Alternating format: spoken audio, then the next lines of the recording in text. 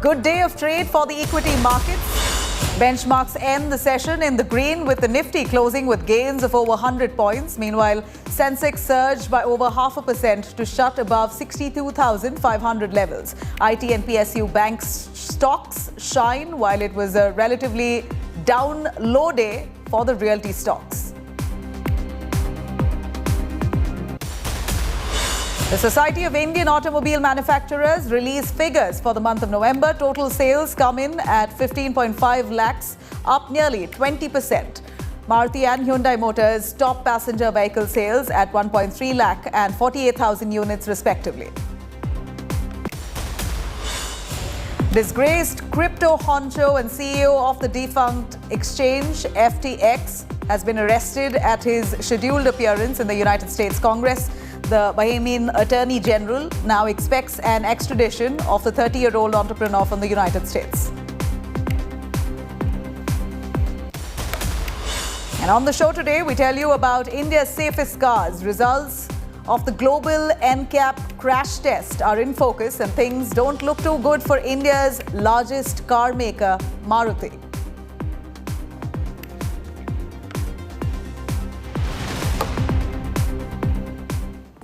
All right, markets ended in the green today ahead of the all-important US inflation print that will dictate the Fed's rate hike trajectory. In fact, Nifty settled above 18,600 mark. Meanwhile, the Sensex too closed with gains of nearly 400 points. Sectorally, indices shifted stance between gains and losses, with the Nifty PSU index coming out as the star of the day, soaring nearly 4%. The IT stocks too witnessed healthy gains today as well. Among the top gainers on the Nifty, we had IndusInd Bank, Bajaj Finance, Infosys, HCL Tech and TCS. Among the top laggards in trade today, we had Apollo Hospitals, UPL, Hindalco, Nestle and BPCL. Hemang Jani, MOFSL, remain bullish on auto stocks while speaking to Business Today TV's Sakshi Batra. He says Tata Motors, Titan and Indian Hotels are his top bets from the Tata Group stocks. Let's listen in. How do you really see Tata Motors really coming about? We just saw this news flash coming in that they're going to be raising the prices of commercial vehicles starting January 2023 as well. So for both their financials and for the auto space as a whole, what is your outlook for 2023? Auto space, we have a positive outlook, and we like the passenger vehicle. We like Maruti and Mahindra, Ashok Leyland from the CV space we like. Tata Motors is a bit tricky one because of the kind of exposure that they have across JLR, many other continents that they are operating in. So it could be a little bit high beta name, but we do have a positive view even on Tata Motors at this point of time.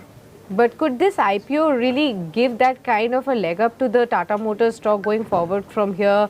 Could it lessen the kind of stickiness that we've seen across the company's portfolios and the problems that we've seen with Tata Motors, which has not really worked in the past for the stock as well? So from a Tata Motor SOTP perspective, the impact that this particular IPO could have could be to the tune of about 27 rupees per share, and on a percentage base that will work out to about 6.5% to 7%. So not a very large impact, but definitely there is going to be some sentiment uplift that one can really see in Tata Motors.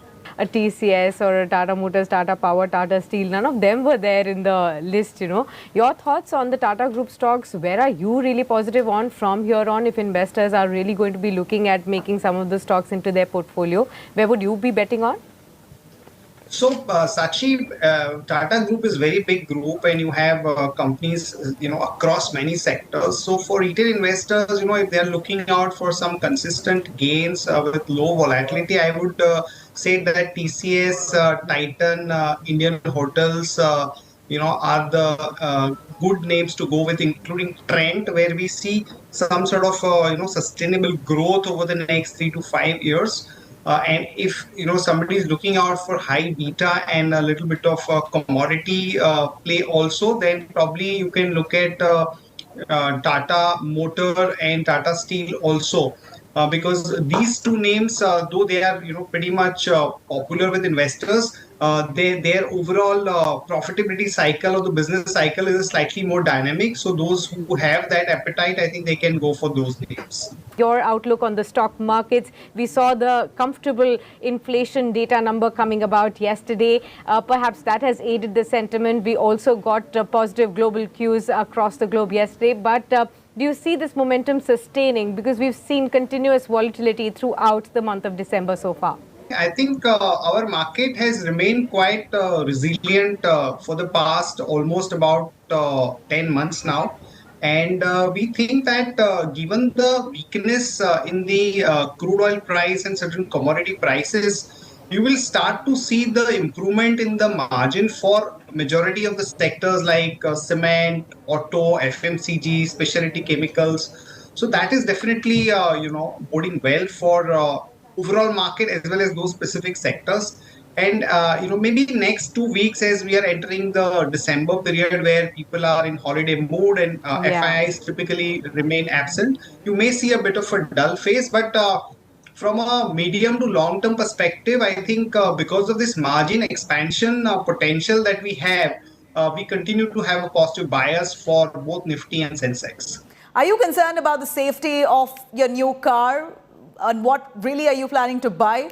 Do you wonder how safe your present car is? These questions, of course, about car safety have gained quite some prominence now after the death of former Tata chairman Cyrus Mistry in a car accident. Some of these answers may be heard from the Global New Car Assessment Program, a project of the United Kingdom registered charity's recent report on the safest cars in India.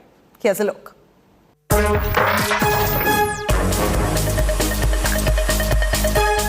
Volkswagen Taygun and Skoda Kushaq topped the list with a 5-star rating. These SUVs got a score of 29.64 out of a maximum 34 points for adult occupant safety and 42 out of a maximum 49 points for child occupant protection. The Volkswagen Taygun is priced between 11.56 lakh to 18.96 lakh rupees, while the Skoda is priced between 11.59 lakh and 19.69 lakh rupees. Also on the list is the Mahindra Scorpio N SUV, which scored 29.25 points out of a total of 34 in adult occupant protection tests. The starting price for the base model is 11.99 lakh rupees. Next is another Mahindra SUV, the XUV 700. The automaker's flagship SUV base model costs around 13.45 lakh rupees. Tata Punch earned a 5-star rating for adult protection, while for child occupant protection it received a 4-star rating. The Punch's body shell is also classified as stable and strong enough to resist additional loads. The car is priced between 6 lakh and 9.54 lakh rupees and comes in 30 different variants. Next in line is another Mahindra vehicle, the XUV 300. Both adult and child occupant protection for the Mahindra XUV 300 were awarded 5 stars and its body shell a stable rating. The car is priced between 8.41 lakh and 14.07 lakh rupees. Tata's Altroz is the only hatchback in India to have secured the highest safety rating. India's best-selling SUV, the Tata Nexon, also secured a 5-star rating. The Mahindra Thar also received a 4-star rating, while the Honda City is the only Indian sedan that made it to the list of safest cars with a 4-star rating.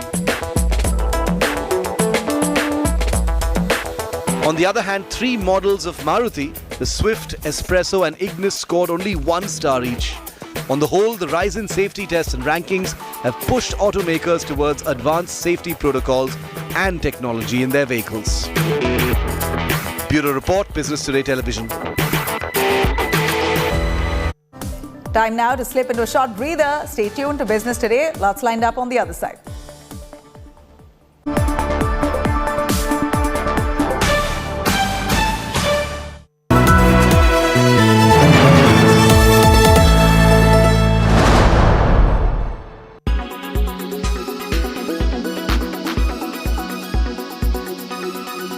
इश्क ही दिसदा जेड़े इश्क च चले. It's been 5 years since Anushka Sharma tied the knot with Virat Kohli, and on the special occasion, the actress shared some goofy and unseen photos with her husband. She also mentioned the significance of each photo in the caption. She wrote, and we quote, "What better day than today to post these lovely pictures to celebrate us, my love. Picture 1, me knowing you've always got my back. Picture 2, forever holding gratitude in our hearts, both getting incredibly lucky. Picture 3, you resting on hospital bed a day after my long and painful labor. Picture 4, us keeping fine taste in things. Picture 5, some random fellow. Picture 6, you making most of my photos unpostable with your unique expressions. Picture 7, cheers to us, my love, today, tomorrow and forever." Virat also shared a beautiful unseen photo with his wife to mark their 5 years of togetherness. He captioned the post as, "5 years on a journey for eternity. How blessed I am to find you. I love you with all my heart."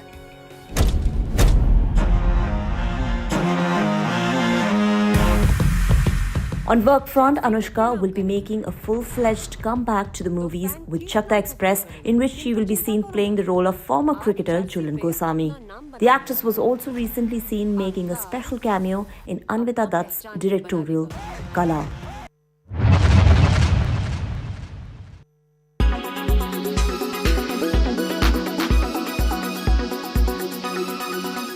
Everyone's busy finding what's trending. You're busy finding out why. India Today, for those who research before reacting. Download the India Today app now.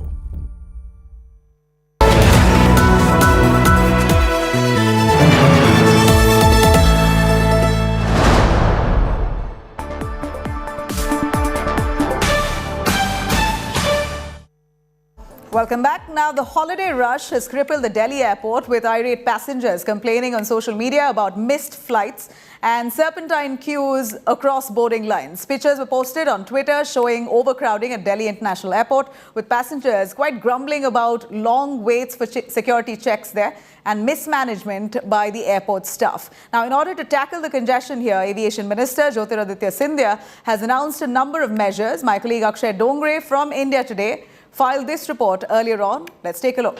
If you have a flight by the Indigo Airlines, you have to reach airport, or rather you should reach airport about 3.5 hours before the scheduled departure of the flight. Now, this is an advisory that has been issued by the Indigo Airlines. But it is not just the Indigo Airlines that is worried about people missing their flights because of congestion here inside the Indira Gandhi International Airport. We are right now at the Terminal 3. The terminal that has been talked about for the past few weeks as far as the congestion here at the airports are concerned. And as you can see, even right now, there is a lot of crowd that is here at the airport.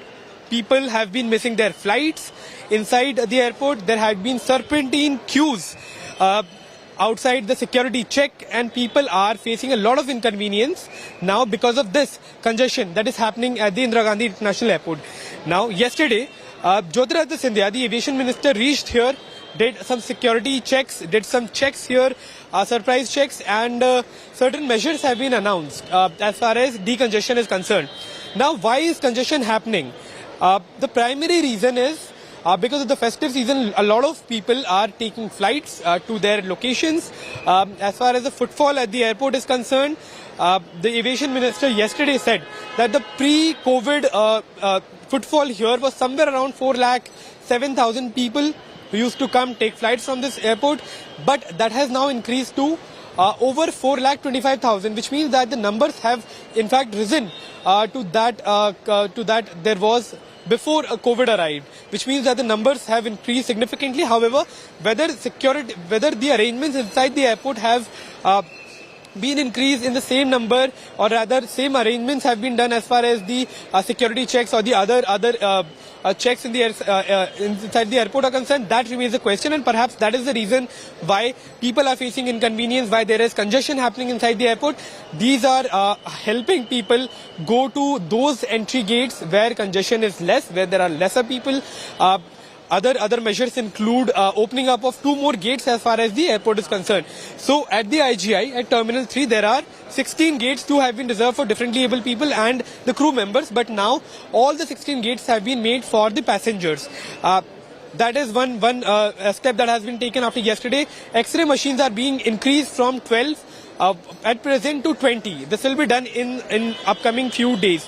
We just try and speak to some of the passengers and try to understand the situation. बता रहे बहुत भीड़ है अंदर, लोगों की flights भी छूट रही है. कहाँ जाना था बेटे? बेटे को जर्मनी जाना था. जर्मनी जाना था. तो काफी वक्त पहले आए, कितना टाइम? हाँ, 2-2.5 घंटे पहले आए. हाँ. अभी हो गया सब कुछ, बात हुई? अभी अंदर गया हुआ है, अभी बात नहीं हुई है. बात होने के बाद ही चलेंगे यहाँ से हम. अच्छा, आप तब तक रुके रहेंगे? हाँ, तब तक रुके रहेंगे. बोर्डिंग हो जाएगा जब जाएंगे. बोर्डिंग होने के बाद ही तसल्ली से जाएंगे. हाँ जी. So people have to be assured. As you can see, this gentleman is waiting for his son to actually board the flight, because that is the kind of anxiety that is among the people. Steps have been issued by the government. Remains to be seen that whether it will help or not, because the peak festive season is still somewhere around 10 to 15 days away. Because somewhere around the new year, the passengers who travel through flights is the highest. So the government, or rather the airport authorities, will have to be prepared in accordance to that. With camera person Aryan Khan, I'm Akshay Dongre for India Today. Centering focus on the auto sector today, the Society of the Indian Automobile Manufacturers have released sales figures for the month of November. Domestic sales have risen 20% on an annualized basis. The passenger vehicle segment has maintained the strongest momentum. Passenger vehicles have come in at 2.7 lakh units, up by 28% versus same time last year. What's really dampening the sentiment here? As per SIAM, rising interest rates and increase in insurance premium continues to be a cause of concern for consumers. Let's now listen in to SIAM Director General Rajesh Menon on what really he makes of the figures here and the road ahead for the sector. What are the reasons are you thinking the rural buying is not really happening, whereas the country is seeing a mass consumption and a good consumption story? What are the reasons you are perceiving for a low two-wheeler sales? So two-wheeler sales is quite one of the major factors for two-wheeler sales is largely rural demand. So we have seen a bit of a challenges in rural demand. Having said that, with this ongoing crop season, there is also hope that the ongoing month and a half, we'll see pickup in the rural demand. We are quite hopeful on that. So one element is rural demand, and broadly what we have seen the last year and a half, 2 years is that overall cost of acquisition of two-wheelers has gone up because of various reasons. One is, of course, the cost of regulations, which has made sure that the vehicle cost goes up. There's been insurance, mandatory insurance of 3 years. You have to buy, 5 years for two-wheeler actually when you buy through because of Supreme Court mandate. And overall insurance, third-party insurance costs also gone up. So overall cost of acquisition of two-wheeler has gone up due to these reasons which I outlined. But we are hopeful that the rural demand will pick up. We have seen some signs, but we have to see how it goes the next couple of months. Right, signs are of course visible. We also have certain regulations coming up next year. Are you thinking that the cost of acquisition for even passenger vehicles would go up eventually? We have to see how it goes, but each company will take a commercial call. But yes, we are entering into BS6 Phase 2 regulation coming up April 1st, 2023. How that will impact the vehicle prices, we'll have to wait and watch. Each company will, of course, make their own decision. Okay, but if I talk about the numbers, you'll be talking about exports have been marginally declined in comparison. What are the reasons you're foreseeing? Because you're comparing to a COVID year, and now a fresh year is coming up. So what are the reasons you're anticipating? So what has happened in our markets are largely markets in Southeast Asia, South Asia, in Africa, parts of Latin America. These are the markets where we are typically exporting our vehicles. What we have seen the last few weeks and months is that there has been a sudden strengthening of dollar, which has led to a situation where it's basically currency-led inflation in those economies. And because of that, there is an issue of availability of forex. And therefore, vehicle, the priority and demand has now gone down for such vehicles. So we have seen that challenge in some of these markets. We hope that things will improve going forward, but it is a challenge as of now. Yes. Now, speaking with Business Today TV's Akanksha Chaturvedi, IBM's managing director, sounded quite optimistic over trends seen in the Indian IT space, says that he does not see recessionary signs in India as yet, believes that technology will continue to play on deflationary flavors. Let's take a look. Seeing the slowdown in the West, do you think the IT sector in India, your company as well as your partner companies, you were talking about TCS, Wipro, are they going to face some headwinds in the time to come? Look, I can't comment on other companies. okay. I'll comment on us. If you look at what we are seeing, even through analysts, and what we are seeing play out in India, we really don't see that recessionary or inflationary trend in India yet. We don't see it. Now, we all should be cautious about anything. We should be always on the lookout. But I think what we are seeing probably as some of the concerns in Western Europe and others, we haven't quite seen it at that level here. And I think if you look at the news over the last few days with analysts who probably are much smarter than me at making predictions, they are actually putting out a lot more, bullish outlook in terms of where they see India going. But irrespective of all of that, right? Let's look at history and let's see what's happened in COVID. Technology, by its very nature, will continue to play a deflationary flavor in any economy where we operate, because technology actually enables companies, clients to get a lot more efficient. There's a lot of investment that is happening currently on automation, both in terms of automating IT processes, business processes, finding new ways of driving efficiencies, finding ways of creating new revenue pools. So it goes both ways. And so that's sort of the way I look at the world. Let's talk about the work environment. I mean, what are your views on work from home, work from office? I mean, that's something everybody wants to know about. So look, I think the way we are approaching this is we are approaching and having a level of flexibility that enables where it's appropriate to work from home. But actually, as you see, just behind you, our SOC, very difficult to do this from home. So where appropriate, we have people coming in. There are, I think our sales teams and people who are working with clients, they've been back into the office environment for a long time. So we will, I think, continue to see how that evolves over a period of time. Shifting focus to the crypto world then, former CEO of crypto exchange FTX, Sam Bankman-Fried, has been arrested in the Bahamas. In fact, this comes after authorities said that the arrest was based on a sealed indictment from the United States. The arrest was made on the eve of Bankman-Fried's scheduled appearance at the US Congress hearing. Earlier this month, the exchange filed for bankruptcy protection after traders pulled out as much as $6 billion from the platform, and rival platform Binance abandoned a rescue deal. All right, now 7 days into big business announcements by Aryan Khan, the older son of mega star Shah Rukh Khan, is looking at entering the Indian alcohol market with global giant AB InBev, the company which sells Budweiser and Corona beers. Just a week ago, though, Khan Jr. had hinted that he is ready for his first directorial venture. He was born with the proverbial silver spoon in his mouth, son of a mega film star and a designer and film producer. At the heart of the new Bollywood royalty, Aryan Khan has always had the spotlight on him.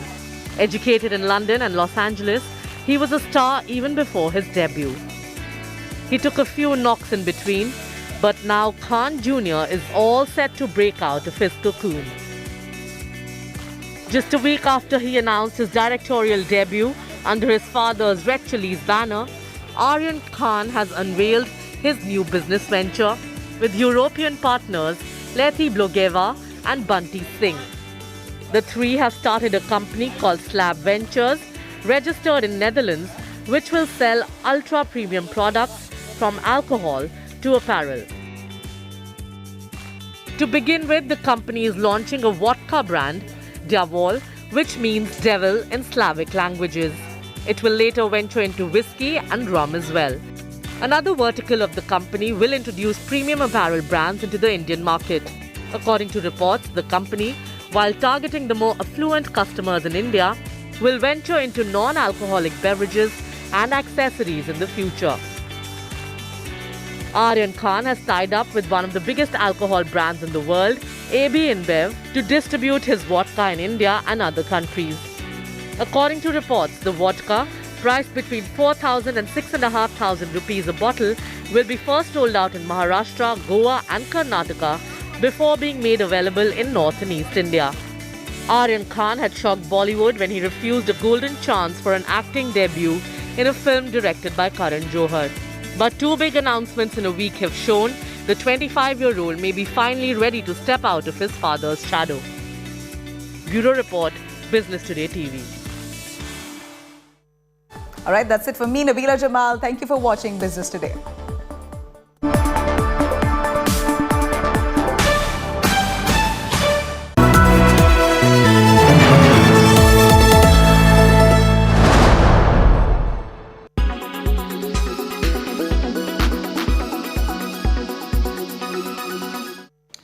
The showdown in Telangana continues as the YSR-TP chief, YS Sharmila, Jagan's sister, has been hospitalized after her health deteriorated during an indefinite hunger strike. Sharmila was protesting against alleged denial of permission to continue her statewide Padayatra at the party headquarters on Friday. After her health worsened, doctors rushed to the protest site and warned that she was suffering from severe dehydration. The Telangana police then